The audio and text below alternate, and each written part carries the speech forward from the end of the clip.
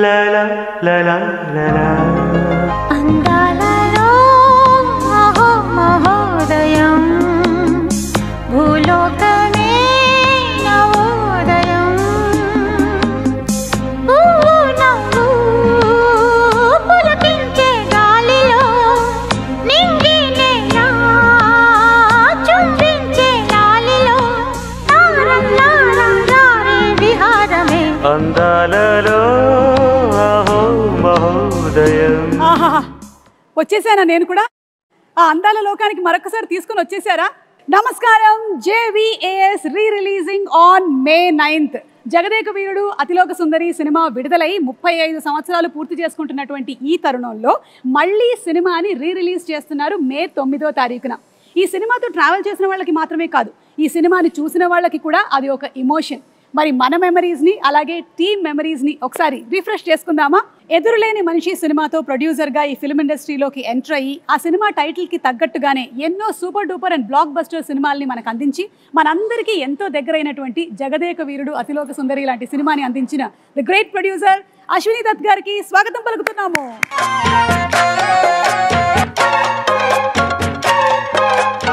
బాబు సినిమాతో తెరంగేట్రం చేసి వెండి తెర మీద ఎన్నో అద్భుతాలని సృష్టించి తరతరాలు మనం గుర్తుపెట్టుకునేటువంటి జగదేక వీరుడు అతిలోక సుందరి లాంటి సినిమాని మనకు అందించిన the captain of the ship దర్శకేంద్రులు శ్రీ కె రాఘవేంద్రరావు గారికి ఇదే మా సాదర స్వాగతం.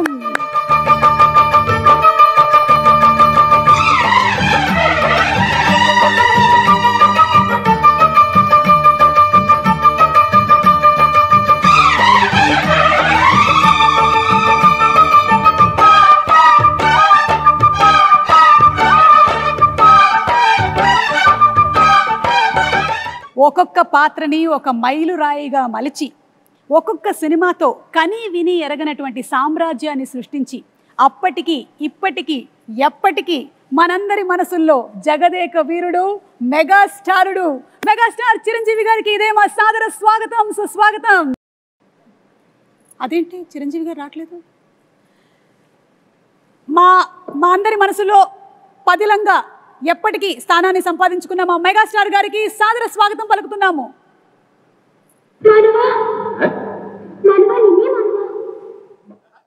అలా అంటాం మా నువ్వు చంపుతున్నావు.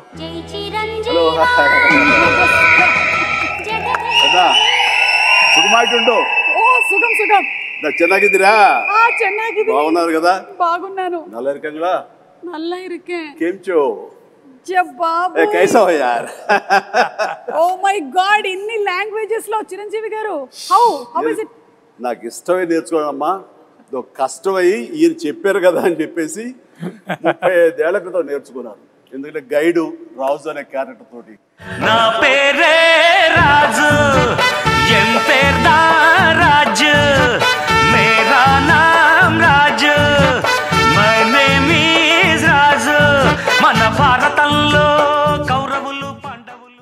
So the creator of the film K Raghavendra Rao గారు అండ్ జగదేక వీరుడు మా చిరంజీవి గారు అలాగే మా నిర్మాత అశ్విని దత్ గారు ముగ్గురు రెడీగా ఉన్నారు.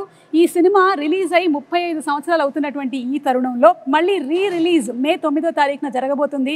ఒక్కసారి మెమరీస్ అన్ని రిఫ్రెష్ చేసుకుందామా? ముగ్గురికి మరొకసారి సాదర స్వాగతం పలుకుతున్నాము. Very very hearty welcome and congratulations.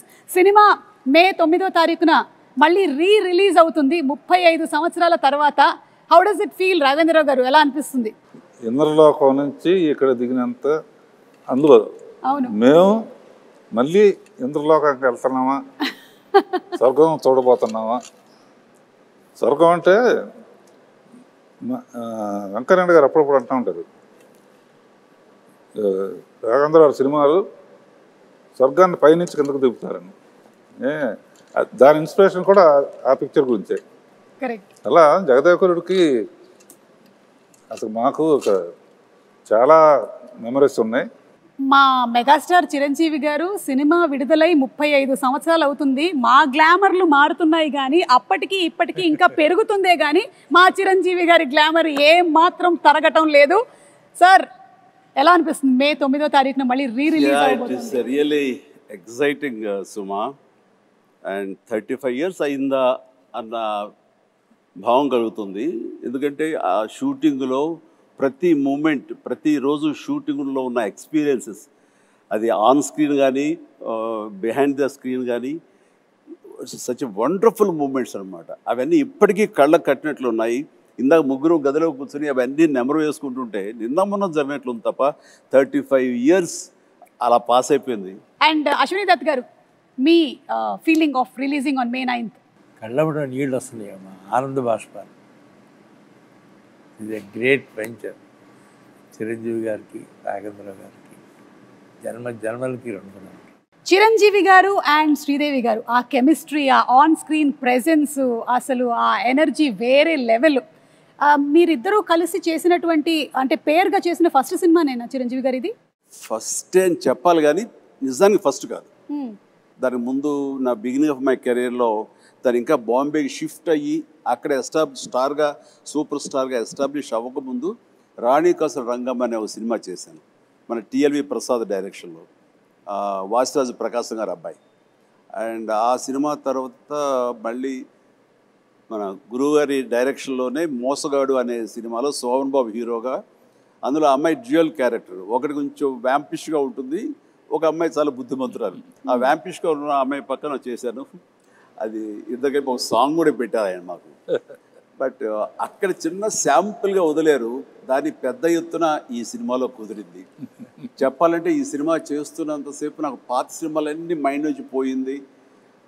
ఈ సినిమా ఫస్ట్ సినిమా అన్నంతగా ఇన్వాల్వ్ అయ్యాం, ఫస్ట్ సినిమా అన్నంతగా జెల్ అయ్యాము, ఆ కెమిస్ట్రీ కుదిరింది, అలా ఇన్వాల్వ్ అయ్యాం. ఆడియన్స్ కూడా ఆ సినిమాలు ఉన్నాయా అంటే ఇప్పుడు నేను చెప్పాను కాబట్టి వాళ్ళు గుర్తించుకోవాలి తప్ప వాళ్ళ దృష్టిలో కూడా ఇదే ఫస్ట్ సినిమా అనుకోవచ్చు. ఎగ్జాక్ట్లీ. సో రాఘవేంద్రరావు గారు, ఈ థాట్ మీకు ఎలా వచ్చింది అసలు? ఈ సినిమా ముందు జగదేక సుందరం ముందు వరుసగా 3 సినిమాలు ఫెయిల్ అయినాయి. ఒంటరి పోరాటం, రుద్రనేత, అగ్ని అయిపోయింది, రాఘవేంద్రరావు పని అయిపోయింది, నెక్స్ట్ సినిమాలు చేయడం. ఆ టైంలో దత్ గారు ఒక లైన్ వినిపించారు. అందరికీ ఏంటంటే ఆయన ఇప్పుడు ఫ్లాప్లో ఉన్నారుగా చేయరన్నారు. ఇండస్ట్రీలో చాలామంది అనుకున్నారు అప్పుడు. అది చేయటానికి చాలా ధైర్యంగా ఫ్లాప్ అయినా సరే నేనే చేయగలను అని చిరంజీవి దత్ గారు ఒప్పుకున్నందుకు ముందు it is very emotional scene. చెప్పాలంటే దీనికి ఈయన ఆనెస్టీకి, ఈయన సిన్సియారిటీకి నిజంగా శిరస్సు వంచి నమస్కరిస్తున్నాను. ఆ టైం లోపల ఈ కథ, మూల కథ అనేది దత్తు గారి దగ్గరికి వచ్చినప్పుడు ఆయన చాలా లైక్ చేసి నాకు వినిపించారు. నాకు అయిన తర్వాత మేమంతా కలిసి డైరెక్టర్ గారు రాఘవేంద్రరావు గారి కదే అనుకుంటుండగా ఆయనగా నేను కానీ కొంతమంది బయట నుంచి ఆయన ఇప్పుడు ఇదిలో ఉన్నారు, బాపయ్య గారు బెటర్ కదా, లేకపోతే ఇంకొకరు బెటర్ కదా అని అంటుంటే అస్సలు ఇద్దరు తిరగబడ్డాం. ఇలాంటి సలహాలు ఇవ్వకండి మీకు. అండ్ మాకు అటు ఈయన ఉండాలి, ఇలాంటి కథకి, సోషియో ఫ్యాంటసీకి, అటు మా ఇద్దరిని జస్టిఫై చేయడానికి, ఆ రిచ్నెస్ కనబరచడానికి the one and only director Raghavendra garu తప్ప ఎవరి వల్ల కాదు. రాఘవేంద్ర గారు వద్దు అనుకుంటే టోటల్ సినిమా వద్దు అన్నారు. ఇది నేను చెప్పింది. అలా జరిగింది మా ఇద్దరి మధ్య డిస్కషన్ అండి. ఇంకా అక్కడి నుంచి మీరు విజృంభించారు. ఇంకా అంటే ఈ జనరేషన్కి ఇది చాలా పెద్ద ఇన్స్పిరేషన్ చిరంజీవి గారు. ఎందుకంటే ఈ రోజుల్లో ఏదైనా ఒక సినిమా ఫ్లాప్ అయ్యింది అంటే ఆ డైరెక్టర్కి ఆ తర్వాత నెక్స్ట్ ఒక్కొక్కసారి వచ్చేటువంటి అవకాశం ఉంది, కానీ కొన్నిసార్లు వచ్చేటువంటి అవకాశం చాలా తక్కువ. అలాంటిది రాఘవేంద్రరావు గారు చెప్పినట్టుగా ఒక 3 సినిమాలు వరుసగా ఫ్లాప్ అయిన తర్వాత కూడా రాఘవేంద్రరావు గారే కావాలి అని పట్టుబట్టి ప్రొడ్యూసర్ అండ్ హీరో నిలబడడం అనేది it's something great that this generation should take as an inspiration. ఒక మనిషి టాలెంట్ని ప్రీవియస్ సినిమా ఫ్లాప్లు అవి డిసైడ్ చెయ్యవు. ఆ కథాంశంలో ఎక్కడో ఏదో చిన్న తప్పిదం జరుగుంటుంది కాబట్టి అది ఫెయిల్ అయ్యేమో తప్ప ఆ వ్యక్తిగతంగా ఆ టాలెంటెడ్ పర్సన్స్, ఆ టాలెంటెడ్ హీరో, ఆ టాలెంటెడ్ డైరెక్టర్ వాళ్ళు ఎప్పుడు ఫెయిల్ అవ్వరు. అందుకని హిట్ అయినా ఫ్లాప్ అయినా ఆ కంటెంటే తప్ప మనుషులుగా ఇంత విజయాలు చూసినటువంటి మనుషులుగా, ఇంత ప్రజాదరణ పొందినటువంటి టెక్నీషియన్స్గా, ఆర్టిస్టులుగా వీళ్ళు ఎప్పుడు ఫెయిల్ అవ్వరమ్మా. ఆ నమ్మకం మాకు. ఈ సినిమా ఆ టైంలో ఆయన కొంచెం నిరుత్సాహంగా అన్న టైంలో ఈ సినిమా కథాంశం ఆయన తీసుకెళ్ళినప్పుడు కానీ వెనకాల మేము ఉండి ఎస్ రండి సార్ అన్నప్పుడు ఆయన ఎంతగా విజృంభించారంటే, ఎంతగా ప్రతి ఫ్రేము ఎలాగ చెక్కారంటే, ఎలాగ కథలో అందరినీ ఇన్వాల్వ్ చేసి అందరి ఇన్పుట్స్ ఎలా తీసుకున్నారు అంటే అది నేను మాటలు చెప్పలేను. అంత ఇదిగా చేసుకున్నారు. అంటే నన్ను కూడా కూర్చోబెట్టారు. అండ్ ఎవరు ఏమి చెప్తారో, ఏ మంచి బిట్టు చెప్తారో అని దాదాపుగా 15-20 మంది రైటర్స్ నాకు తెలుసు.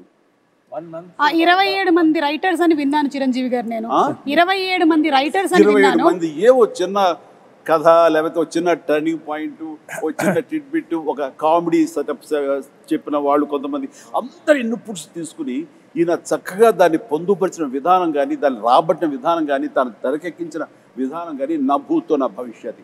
అదే జగదేక వీరుడు అతిలోక సుందరి. అండ్ 27 మంది రైటర్స్ తో పాటు మీరు కూడా ఒక 35 days కూర్చున్నారని విన్నాం. 35 days నేను కూర్చున్నాను. అది ఆయన గొప్పతనం. అంటే మా మధ్య ఈగోలు లేవు అనడానికి, ఎవరి నుంచి ఏమొస్తుందో మనకు అది ఉపయోగపడుతుందన్న ఆయన విస్తృత భావం, అది నన్ను కూడా కూర్చోబెట్టేలా చేసింది. అండ్ నాకు తెలిసింది నేను మాట్లాడాను. అట్లాగా అందరం కంట్రిబ్యూషన్ తోటి వచ్చింది.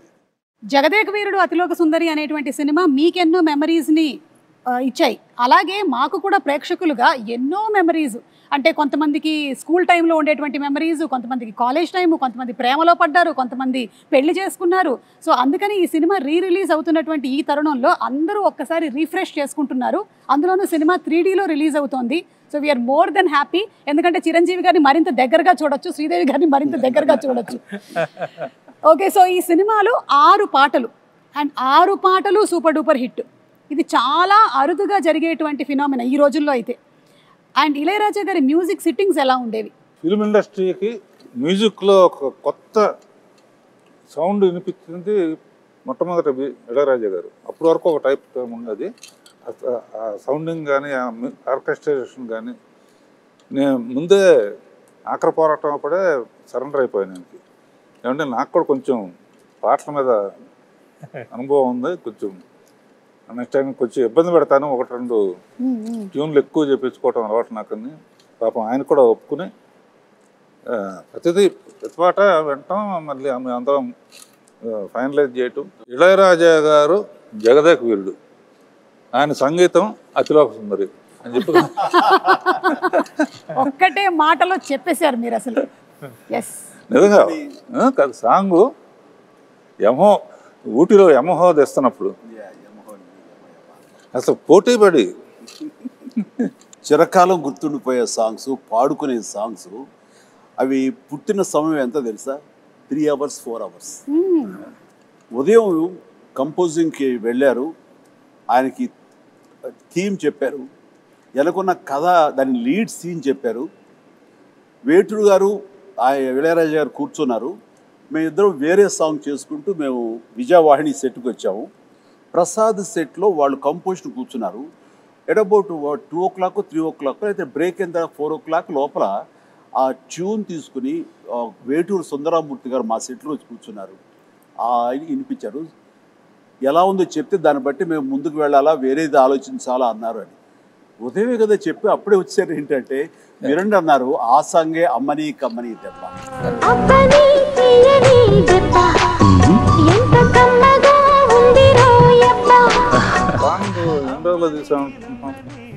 అబ్బని తీయని దెబ్బ అంత పెద్ద హిట్.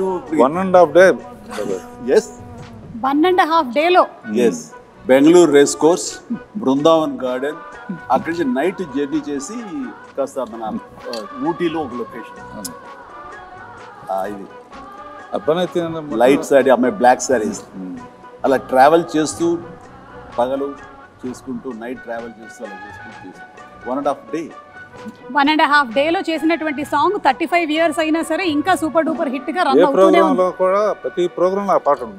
అవును. అలాగే సార్, ఈ సినిమా గురించి ఇంకొకటి కూడా విన్నాను, ఇది ఫస్ట్ మానసరోవరం కాదు మూన్ మీద అని అనుకున్నారంట కదా? అవును అవును, కొద్ది రోజులు పాటు డిస్కషన్. ఎక్కువ మంది రైటర్స్ వచ్చినప్పుడు ఒక్కొక్కళ్ళు ఒక సలహా ఇవ్వటంలో అదొకటి అయి ఉండొచ్చు. వీరేంద్రనాథ్, జంజారా, సత్యానంద్, విజయేంద్ర ప్రసాద్, తమిళ అతని పేరేంటి బాగా మన అతని పేరు తమిళ అతను. కామెడీ సీన్స్ అండి. తర్వాత అందులో నాకు బాగా ఇష్టమైన క్యారెక్టర్ రామానంద గారిది. జీపు కోసం ఎదురు చూస్తూ ఉంటాడు, టైం అయింది కొట్టించుకోవటానికి. వండర్ఫుల్ కామెడీ అది. అట్లాగా ఫైనల్గా మానస సరోవరానికి షిఫ్ట్ అయ్యారు. సో అనుకోవడం మాత్రం వాస్తవం, ఎవరో ఒకళ్ళు దాన్ని ప్రస్తావించడం.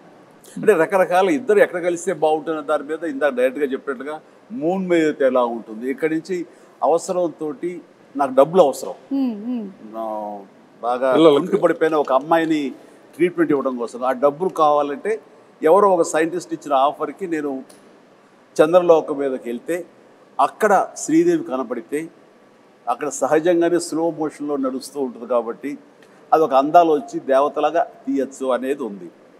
కొన్నాళ్ళు పోయిన తర్వాత ఇంకెక్కడైనా బెటరా అని చెప్పేసి సో అట్లా అందరూ అనటంలో నేను కూడా ఒక మాటగా మానస సరోవరం అప్పుడే చైనీస్ వాళ్ళ వాళ్ళ కంట్రోల్ నుంచి జనరలైజ్ చేసి ఇండియన్స్ కూడా రావచ్చు అని అన్నారు.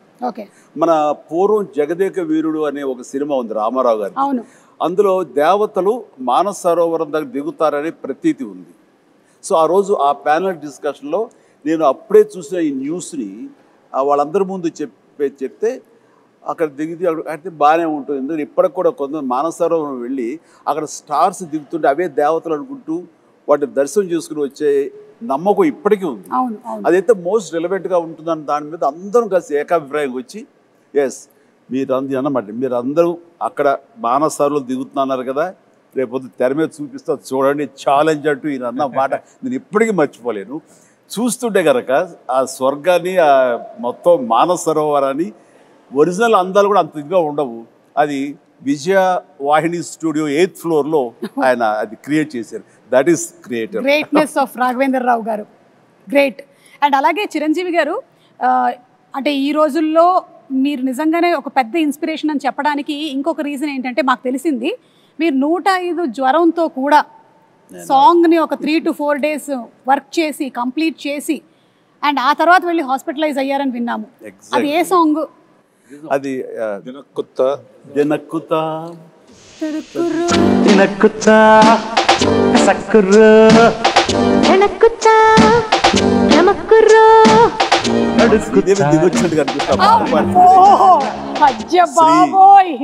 ఎలా ఉన్నావమ్మా, నేను మిస్ అవుతున్నావు నిజంగా. ఈ ఈవెంట్లో ఈ రిలీజ్లో నువ్వు లేకపోవడం అనేది మా అందరిలోనూ విపరీతమైన లోటుగా అనిపిస్తుంది.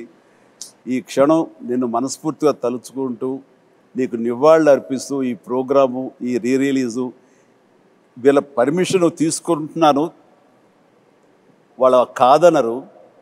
ఆ మహాతలికి తనకి ఇది అంకితం ఈ రిలీజ్.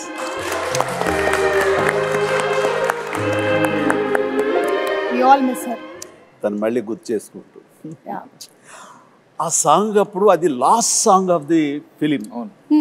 అది ఆల్మోస్ట్ May 9th రిలీజ్ అంటే కనుక ముందు అంతే 10 days ఎగ్జాక్ట్లీ 10 days ముందు ఇది సాంగ్ పెట్టారు, లాస్ట్ సాంగ్. నాకు ఏదో ఒంట్లంతా నొప్పులతోటి ఫ్యూరిష్గా అనిపిస్తుంది. అయినా సరే first day shooting, second day shooting, ఇది సెట్ సాంగ్ కాబట్టి ఇంకా బాగా తీయాలని ఎక్కువ మంది పెట్టారు కాబట్టి ఇది ఇంకొక 4-5 days ఎక్స్ట్రా షూటింగ్ జరిగింది. సెకండ్ డే నుంచి ఓపిక ఉండట్లేదు, చూస్తే ఫీవర్గా అనిపిస్తుంది. మేకప్ రూమ్లో కూర్చుని ఖాళీగా ఉన్నప్పుడు డాక్టర్స్ దీంట్లో ఆ ట్రీట్మెంట్ తీసుకుంటూ మళ్ళీ పిలవగానే మళ్ళీ అక్కడికి వెళ్ళి ఆ సుందరం మాస్టర్ గారు ఉండేవారు, ప్రభుదేవ ఉండేవారు, డైరెక్టర్ గారు, వీళ్ళందరూ కంపోజ్ చేసే సాంగ్ని దెన్ అండ్ దేర్ ఓన్లీ ఎక్కువ రిహార్సల్స్ చేసి ఓపిక లేదు, ఫటాఫట్ చేసేసి మళ్ళీ కుర్చేసి కూలబడిపోయేవాడిని.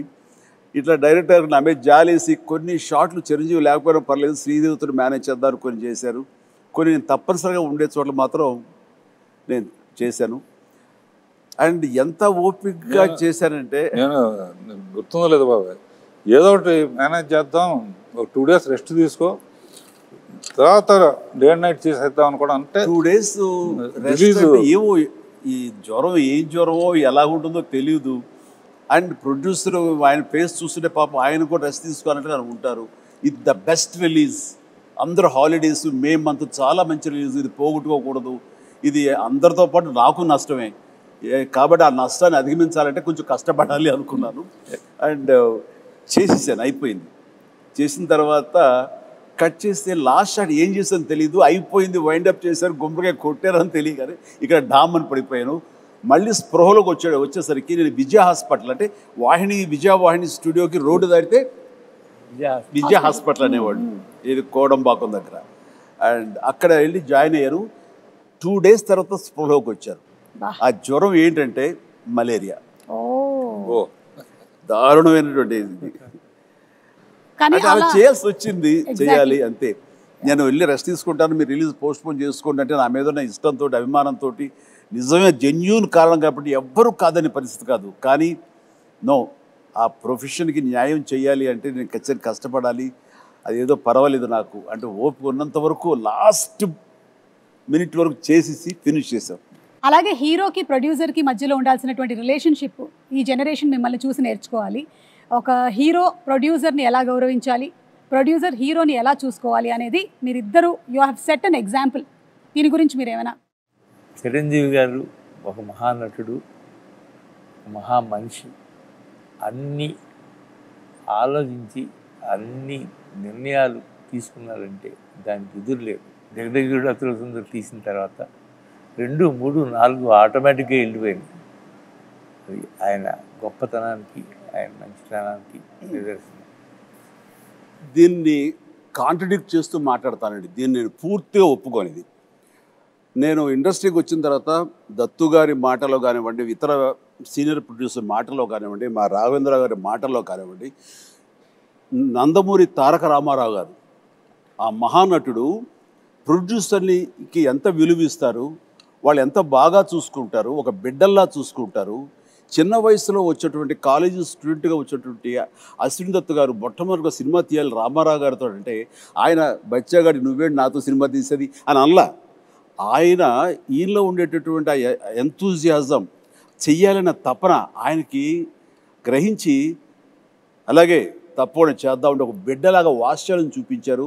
ఆ చూపించడం, సినిమాలు తీయటం, ఈయన ప్రొడ్యూసర్ని చేయటం కాకుండా ఆయన చూపించిన ప్రేమకి ఆయన బ్యానర్ వైజయంతి మూవీస్ అనే బ్యానర్కి రామారావు గారు ఊదిని పెట్టారంటే ఈయన హీరోలకు ఇచ్చేటటువంటి తండ్రి లాంటి ఆయనకి ఇచ్చిన విలువ, ఆయన వీళ్ళ బిడ్డలాగా చూసుకున్న విలువ, ఇవన్నీ వింటుంటే మాలాగా వచ్చే వాళ్ళకి మేము ఎంత ఇదిగా ప్రొడ్యూసర్లు గౌరవించుకోవాలని ఆయన నుంచి మేము నేర్చుకున్నాం. అంటే కాబట్టి నేను కూడా నా ప్రొడ్యూసర్స్కి అంత విలువ ఇచ్చి, వాళ్ళు లేకపోతే నేను లేను కదా. నాలో ఎంత టాలెంట్ ఉన్నా, ఎంత యాస్పిరేషన్స్ ఉన్నా, ఎంత కష్టపడే మనస్తత్వం ఉన్నా సరే ఆ వేదికని ఇవ్వాలి కదా.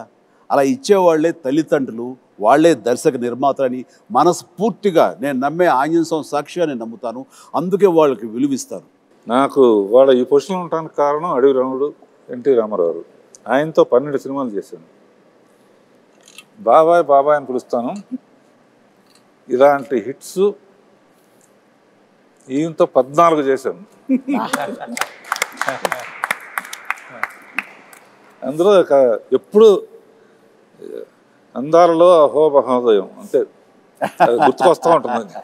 గుర్తుకొచ్చి వాళ్ళిద్దరూ ఆ పైనుంచి అమ్మాయి రావటం, ఈయన గైడ్గా రావటం. అందులో పర్టికులర్గా హైలైట్ ఇళయరాజా గారి హ్యాట్స్ ఆఫ్ అనిపిస్తుంది ఏంటంటే, ఒక దండకం లాంటిది జై చిరంజీవి అని ఒక పాటలాగా చేసి అందులో, ఎందుకంటే హీరో అనేవాడు గబుక్కున వెళ్ళి తెచ్చుకోవచ్చు.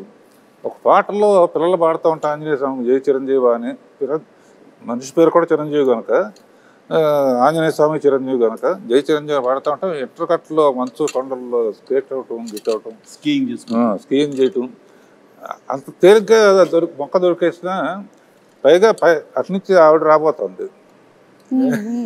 సో అంతమంది రావటం చూపించాం. ఆ ఫస్ట్ టైం కలవటం, అక్కడ కలవటానికి ఇంత శ్రమ పడితే వాళ్ళ కోసం ఒక దేవకరిని కలవటం అనేది మ్యూజిక్ కానీ ఒకళ్ళనొకళ్ళు చూసుకోకుండా టోటల్గా జరగదు. మొత్తం ఒకే చోట ఉంటాం, బట్ హైడ్ అండ్ సీక్ లాగా ఉంటుంది. ఎవరు ఒకళ్ళొకరు కలుసుకొని చూసుకోరు. కానీ ఆ పాటలో ఇద్దరి మధ్య ఒక లవ్ స్టోరీలా తీశారు.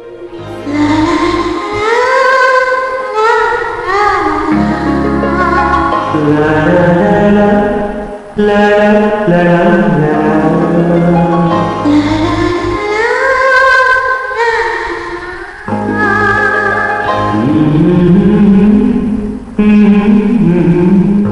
ఇందులో వర్క్ చేసినటువంటి గ్రేట్ టెక్నీషియన్స్ లైక్ ఇళయరాజా గారు, రాజు సుందరం గారు, విన్సెంట్ గారు, వాళ్ళ గురించి. Prakash garu, Vincent garu, yeah. 8th floor biggest floor ఏషియాలో ఆనే స్టూడియోలో. న్యాయంగా అయితే కాశ్మీరో ఎక్కడికో వెళ్ళి తీయాలి, అవసరం లేదు. విల్ క్రియేట్ అంటే సబ్జెక్ట్ అయిన తర్వాత విన్సెంట్ గారు ఎక్కడున్న మహానుభావుడు, ఒక్క గ్రాఫిక్ షాట్ లేదమ్మా. 8th ఫ్లోర్ సరే, మెగా ప్రొడ్యూసర్, మెగా హీరో. అప్పటికి మెగా సూపర్ ఫస్ట్ గా సుప్రీమా దత్కార్ ప్రొడక్షన్ అంటే 8th ఫ్లోర్ ఫుల్గా మంచు కొండలాగా చేసేస్తామని చలంగారు కదా ఆర్ట్ చేస్తే, ఈయన ఒక్కో షాట్కి విన్సెంట్ గారు షాట్ చెప్పిన తర్వాత ఆయన పని ఏదో ఆ పాలిథిన్ పేపర్ తీసుకుని కెమెరా ముందు పాలిథిన్ పేపర్ అలా పెట్టి, అదే చిన్న మంచు గుహలాగా ఆ పక్కన చిన్న వ్యాజలను తీసుకుని లెన్స్కి ఎడ్జెస్లో గ్లో రావడం కోసం వ్యాజలిన్ పూసి చేసేవాడు. అది నేకెడ్ అయితే చూస్తే ఏంటది ఆయన ఇలా చేసుకుంటున్నారని, బట్ కెమెరాలో చూస్తే అప్పుడు ఇంకోటి లేవుగా, మన మానిటర్స్ లేవు. వాళ్ళు చూస్తుంటే ఇది ఒక అద్భుతమైన మంచు గుహలో నుంచి కెమెరా పెట్టి ముందుకు ట్రావెల్ అవుతున్న ఫీలింగ్ ఇచ్చేవాడు. అత్యద్భుతం అట్లా. అండ్ అన్నిటికీ మించి శ్రీదేవి టోటల్గా ఇంకా ఇక్కడ ఉండటం లేదు, వాళ్ళ నాన్నగారు పిలిచారు కాబట్టి లిబరలైజ్ అయ్యి వెళ్ళిపోతుంది పైకి. అది మేము పెట్టిన హట్ ఏదైతే ఉందో అది ఓపెన్ అయ్యి అందులోంచి ఆ అమ్మాయి పైకి వెళ్ళిపోవడం చూస్తుంటే, ఈ రోజుల్లో ఆ షాట్ తీయాలి అంటే ఎన్ని కోట్లు ఖర్చు అవుతుందో నాకు తెలియదు, కానీ దానికి ఆయన నో టైం, మార్నింగ్ స్టార్ట్ చేసి ఈవినింగ్ లోపలికి తీశారు. ఇప్పటికీ ఆ షాట్ అత్యద్భుతమైన షాట్. రేపు 9వ తారీఖు అందరూ చూస్తారు ఇది. అలాంటి కొన్ని విజువల్ వండర్స్ గ్రాఫిక్ లేకుండా చేసిన ఎన్నో షాట్స్ ఉన్నాయి. Super sir. అలాగే రాజు సుందరం మాస్టర్ గురించి. ప్రభుదేవ సడన్గా ఒకసారి సుందరం మాస్టర్కి అసిస్టెంట్గా వచ్చాడు ప్రభుదేవ. పని నుండి వెళ్ళాల్సి వస్తే అబ్బని తీని దెబ్బ కొట్టి ప్రభుదేవాన్ని పెట్టి మనం లైట్గా లైట్ మూమెంట్స్ ఉండాలని చెప్పి రిహార్సల్ చేసి ప్రభుదేవ ఫస్ట్ సాంగ్ అప్పని తీని దెబ్బ. అందరూ ఒకసారి వచ్చేట్టున్నారు, సుందరం మాస్టర్ వచ్చేట్టున్నారండి. బెంగళూరు రేస్ కోర్స్ దగ్గర ఆయన కనిపించాడు కదా, అప్పుడు లేడా? అక్కడ ఉన్నారు, ఫస్ట్ తోట ఉంది, అవును, అక్కడి నుంచి వెళ్ళిపోయారు. ఓకే, గ్రీన్ హౌస్, ఆ రెడ్ శారీ కట్టుకుని అక్కడ ఉన్నారు. ఎక్కడో ఒక కపుల్ ఆఫ్ డేస్ వచ్చేసాయని అబ్బాయికి ఇచ్చారు. వీడు చాలా బాగా చేశాడు. అంటే తన మీద నాకు చాలా నమ్మకం అండి. దీనికంటే ముందు లంకేశ్వరుడు అనే సినిమా, తర్వాత రాజా విక్రమార్క, ఈ సినిమాలప్పుడు తను చాలా చిన్న కుర్రాడు. నేను వాడిని నిశ్చితంగా చూస్తుంటే అద్భుతమైన టాలెంట్ అనిపించింది. వాడితోటి మనం చేయించుకుంటే మనం కొత్తగా కనబడతాం. అంటే old wine and new bottle ఎప్పుడు అలాగే చేస్తుండేవాడు, ముఖ్యంగా డ్యాన్సుల విషయంలో. అలా చేసిన తర్వాత సార్ అటు చిన్నవాడు సార్, వాడికి ఏం తెలుసు సార్ అని సుందరం మాస్టర్ అనేవాడు. లేదు మాస్టర్ వాడిని పెట్టండి అని చెప్పేసి, వాడికి వీసా కూడా రాని అంత చిన్నవాడు, 16 ఏళ్ల వయసు. అప్పుడు నేను మలేషియా తీసుకెళ్ళి ఒక సాంగ్ ఇచ్చాను, ఇది స్టువర్ట్పురం పోలీస్ స్టేషన్. అప్పుడు స్టార్ట్ అయింది. ఆ తర్వాత నుంచి 2-3 సినిమాలు ఇందా చెప్పానుగా, లంకేశ్వరుడు కానీ కానీ అయింది. ఆ తర్వాత ఇందులో కన్నడ మొగుడు చింపేశాడు.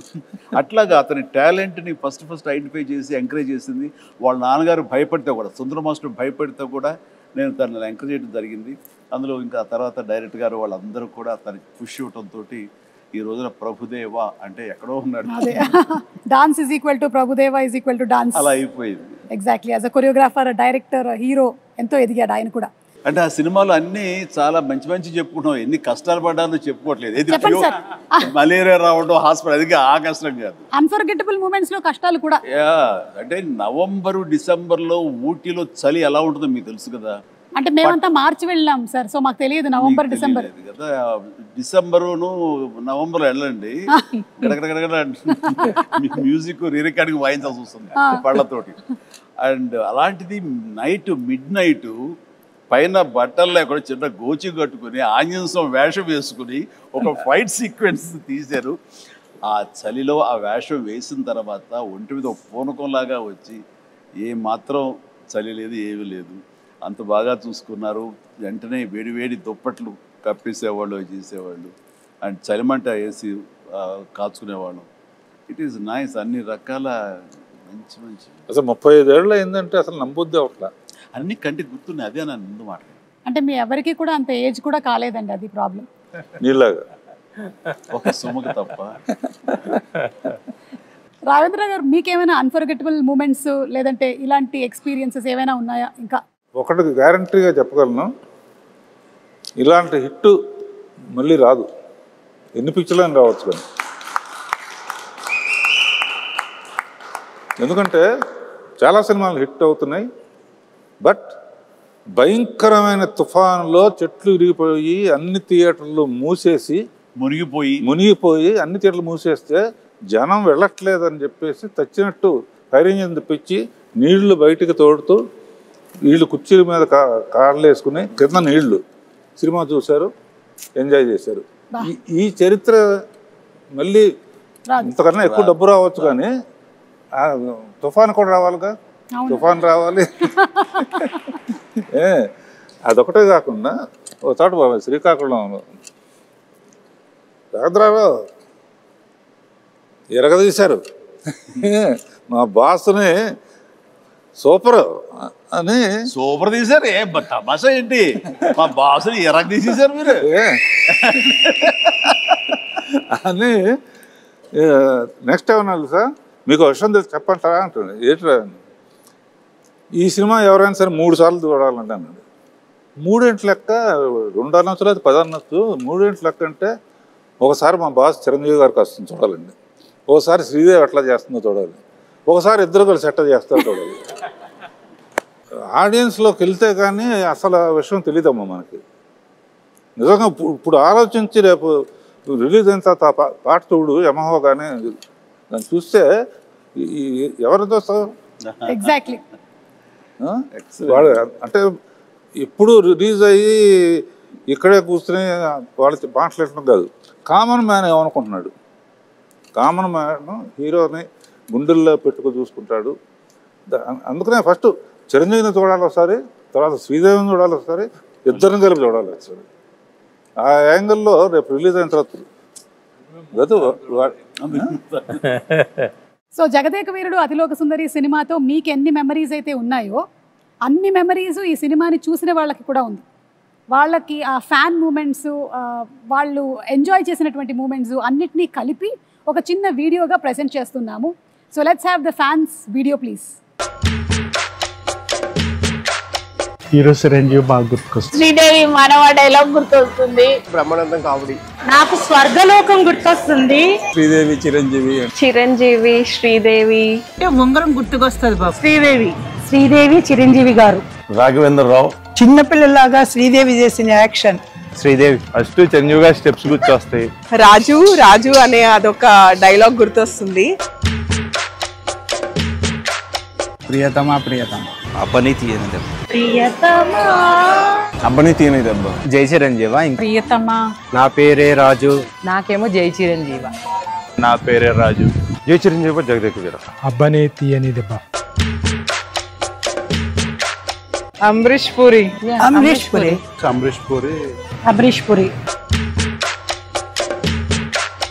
అప్పట్లో సినిమాకి టికెట్ల కోసం పెద్ద కుస్తీయే జరిగిందిలే. కాలేజ్ బంక్ చేసి మరీ చూసాం. ఫ్రెండ్స్ అంతా వెళ్ళి బాగా ఎంజాయ్ చేసాం సినిమాని.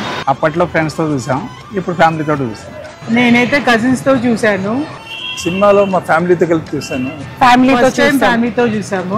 మా బ్రదర్స్, మా ఫ్యామిలీ అంతా కూడా ఒక 3 times చూసాం. అప్పట్లో టీవీలో చూసాను ఫస్ట్ టైం, ఇప్పుడు May 9th థియేటర్లో చూస్తాం. రామ్ చరణ్ పెట్టే తీయాలి. Hero should be Chiranjeevi. Charan plus Jahnavi Kapoor ఉంది. ఎవరిని పెట్టొద్దండి, చిరంజీవి గారి సినిమా చిరంజీవి గారికే బాగుంటది. రామ్ చరణ్ తమన్నా అయితే బాగుంటుంది. రామ్ చరణ్ అండ్ జాహ్నవి కపూర్. రామ్ చరణ్ తమన్నా అయితే బాగుంటుంది. Tamannaah and Ram Charan. I can't imagine any other except Chiranjeevi. అది ఇప్పుడు వచ్చినా సరే స్క్రీన్ లోకి చూడటానికి రెడీగా ఉన్నాం. 35 years తర్వాత మన జగదేవి రాజులో సింగర్ రిలీజ్ అవుతుంది కాబట్టి చూడాలని కోరుకుంటున్నాను. ఎప్పుడెప్పుడు రిలీజ్ అవుద్దా, ఎప్పుడెప్పుడు థియేటర్కి వెళ్ళి చూద్దామా, ఇంకా పోనకాలు లోడింగే అక్కడ ఫ్రెండ్స్ అందరితో.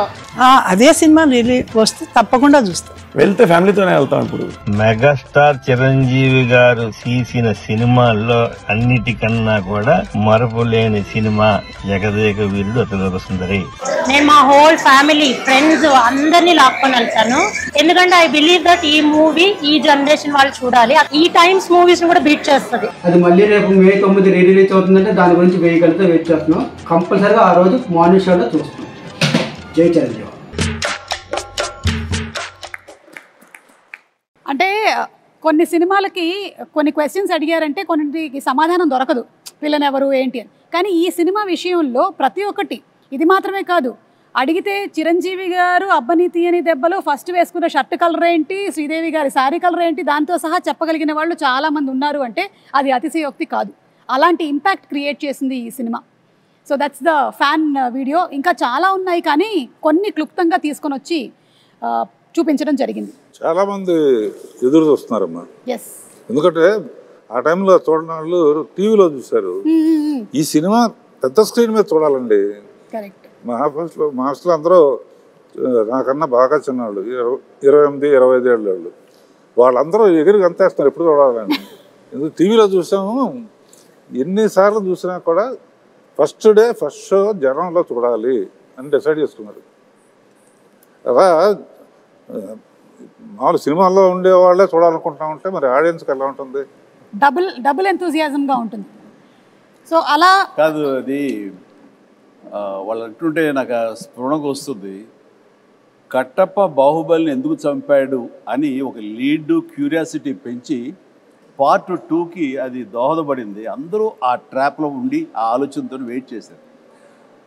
ఆ జగదేక వీరుడు అతిలోక సుందరిలో చిరంజీవి ఇసిరేసినటువంటి ఆ రింగుని చేప మింగింది. ఆ తర్వాత రింగ్ ఏమైపోయింది, అంత ప్రభావితం ఉన్న రింగు, అంత ప్రభావం ఉన్న రింగ్ ఏమైపోయింది అని క్వశ్చన్ మార్క్ వేసి వదిలితే జగదేక వీరుడు అతిలోక సుందరి 2 ఎప్పుడో వచ్చి ఉండేది. మార్కెటింగ్ స్ట్రాటజీ అక్కడ జస్ట్ మిస్ అయ్యాం. రింగు చేప నోట్లో మింగటం గ్రాఫిక్ కాదు, ఆయన తీశారు విన్సెంట్ గారు. ఒకవేళ గనక ఈ సినిమా సీక్వెల్ కానీ లేకపోతే మళ్ళీ చేస్తే ఎవరు చేస్తే బాగుంటుంది? ఇంకా డౌట్ ఎందుకండి, నేనే అని అనలేను. నిజంగా నన్నే అక్కడ పెడితే కనుక అలాగే ఉండేందుకు అన్ని రకాల ప్రయత్నాలు చేస్తారు. అలాగే ఉంటాను, రాణిస్తాను, రెప్పిస్తాను. కాకపోతే అలా అనడం అనేది కొంచెం అంబిషియస్ అవుతుంది. కాబట్టి నా అవదండి, నా ఉద్దేశం రామ్ చరణ్ అలాగే శ్రీదేవి కూతురు జాహ్నవి చేస్తే బాగుంటుంది. So I think this is big breaking news. Ram Charan గారు అండ్ జాహ్నవి గనక జగదేక వీరుడు అతిలోక సుందరి మనకి Part 2 కానీ సీక్వెల్ కానీ వస్తే it will be super fantastic. So ఇప్పుడు అందరి నెక్స్ట్ జనరేషన్ వాళ్ళు ఈ జగదేక వీరుడు అతిలోక సుందరి చేస్తే, అంటే జాహ్నవి, రామ్ చరణ్ అండ్ అనుకుంటే నా ప్రొడ్యూసర్గా వాళ్ళ కూతుళ్ళు అనుకుంటే వీణ పర్యవేక్షణ ఉండాలి, ఖచ్చితంగా ఒక నిఘా ఉండాలి. వాళ్ళ అల్లు డైరెక్ట్ చేసి సరిపోతుంది. నాగశ్విన్ గారు, be ready for Jagadeka Veerudu Athiloka Sundari Part 2. ఇది లిఖించబడింది, ఖచ్చితంగా ఇది చరిత్ర అవుతుంది. బట్ రాఘవేంద్ర గారి పర్యవేక్షణలో జరగాలి. అండ్ నాగ్ అశ్విన్ దీన్ని డెఫినెట్గా జస్టిఫై చేయగలడు. ఖచ్చితంగా అది నేను ఫస్ట్ కాపీ ఖచ్చితంగా చూస్తాను. Super sir, super.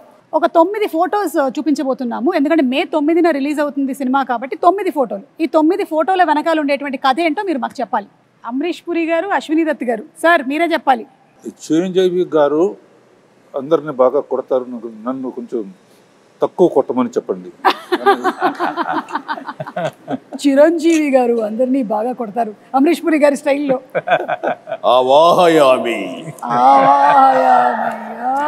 ఎంత ఇస్తావు దత్తు అని నాకు అనిపిస్తుంది. దత్ గారు ఇంత ఇస్తానంటున్నారా? ఇంత ఇస్తానండి. దత్ గారు మీకేమైనా గుర్తుందా? నాకు గుర్తులేదు కానమ్మా, చిరంజీవి గారు చెప్పిందే కరెక్ట్, ఇంతే ఇస్తానండి. Okay, picture number 2. 105 డిగ్రీల జ్వరాన్ని కూడా లెక్క చేయకుండా నటించి మే 9వ తేదీన చిత్రం విడుదల కావడానికి కారకుడైనటువంటి సుప్రీం చిరంజీవి నిజంగా చిత్ర జగదేక వీరుడు, మనసున్న మహా మనిషి. ఇది కిందది కూడా చూస్తాను. ఇది విన్నావా? విజయవాడలో ₹6.50 టికెట్ మొదటి రోజున మ్యాట్నీ షో 210 రూపాయలకి బ్లాక్ లో అమ్మారట. ₹6 టికెట్ 210కి అమ్మారట. సమ్ 3.14 crores ఆఫ్ టికెట్స్ అంట అమ్ముడిపోయింది అప్పట్లో. Highest in all time record Jagadeka Veerudu Athiloka Sundari. అంటే శ్రీదేవి నాకు ఒక గిఫ్ట్ ఇచ్చింది, ఒక chess, very small chess board with అప్పుడు అది ఎలక్ట్రానిక్ అది, బట్ ఫిజికల్గా మనం లిఫ్ట్ చేసి పెట్టి తప్ప టచ్ ప్యాడ్ లా కాదు. పెడుతుంటే అది కౌంటర్ మళ్ళీ వెయిట్ చేస్తుంది. మనకి కంప్యూటర్ ఆడుతుంది ఒక్కోసారి, లేదంటే తను ఇంగ్లాండ్లో ఎక్కడో కొనుక్కుందంటే తీసుకొచ్చి నాకు గిఫ్ట్ ఇచ్చింది. అండ్ నాకేది అసలు ఇప్పటికీ నా దగ్గర ఉండాలి, మరి అది గుర్తు రావట్లేదు ఎక్కడుందో. ఖాళీ సమయంలో మీ ఇద్దరం కూర్చుని ఆడుతుంటే అనవసరంగా పెద్ద ఆయన వచ్చి డిస్టర్బ్ చేస్తాను. నేనున్నాను అవాహయామి అన్నాడు కానీ ఇద్దరు స్వర్గస్థులు అయ్యారు. వాళ్ళ ఆత్మకి నిజంగా శాంతి చేకూర్చాలి. గొప్ప స్నేహపూర్వకంగా చేసాము ఈ సినిమా. ఆ సీన్స్ గారు ఆయన కూడా wonderful artist, wonderful human being అండి బాబా. అక్కడ ఉన్నటువంటి చిరంజీవి గారికి ఇక్కడ ఉండే చిరంజీవి గారికి ఏమైనా డిఫరెన్స్ ఉందా? Nothing at all. That is our megastar Jagadeka వీరుడు.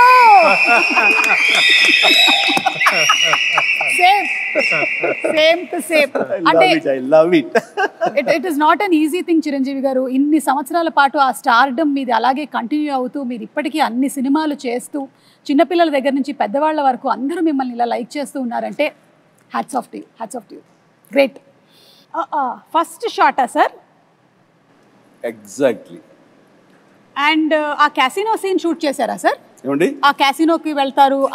క్యాసినోలోకి వెళ్తాం కదా, వెళ్ళి అర్ధచంద్రాకారం ఒక కట్అవుట్ ఉంటుంది, దాని వెనకాల ఫోటో దిగితే అది ఎంత ఇంపార్టెంట్ సీన్ అంటే ఆ ఫోటోలో మేమందరం ఉంటాం. నేను పిల్లలు శ్రీదేవితో కలిపి దిగిన శ్రీదేవి గాయబ్ అయిపోతుంది, ఉండదు. ఎందుకు ఉండదు అనే దాని మీద మాకు ఫస్ట్ క్లూ, ఈ అమ్మాయి ఏమన్నా మానవ కన్య కాదా, ఇది అసామాన్య కన్య అనే డౌట్ వస్తుంది. అది సినిమాకి చాలా కీలకమైన సీన్ తర్వాత. కరెక్ట్. అండ్ అమ్మాయి మామూలు మనిషి కాదు అని నా రికలెక్షన్స్లో ఇది ఒక రికలెక్షన్.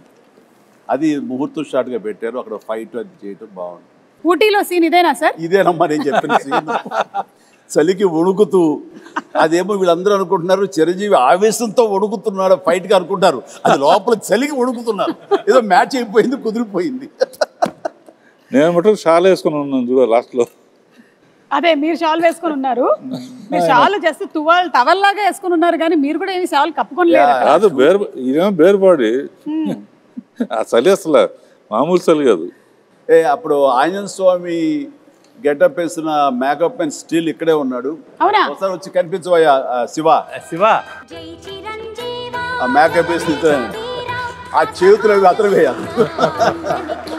మీ దగ్గర ఉండేటువంటి ఆర్టిస్టుల్ని అలాగే మీ దగ్గర ఉండేటువంటి టెక్నీషియన్స్ని చిరంజీవి గారు మీరు ఎలా గౌరవిస్తారు అని, అలాగే మీతో పాటు ఇన్ని సంవత్సరాల పాటు ఒక టెక్నీషియన్ ట్రావెల్ చేశాడంటే అది నిజంగా మీ పెద్ద మనసుకి తార్కాణం. వస్తుంది ఇప్పుడే ఆ గెటప్ వేసిన ఆంజనేయ స్వామి గెటప్ వేసిన పంచుగుట్టిన షాజీ ఇక్కడే ఉన్నాడు.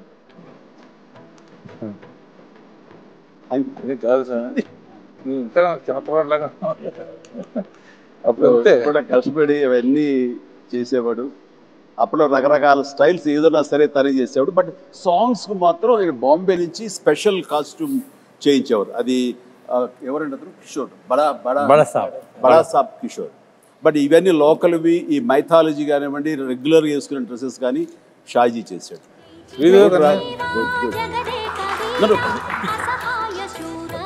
షాజీ గారు కంగ్రాచులేషన్స్ అండి. మీకు కూడా 35 సంవత్సరాలు పూర్తవుతుంది. మే 9న మీరు ఫ్యామిలీతో కలిసి వెళ్ళి సినిమా చూడండి.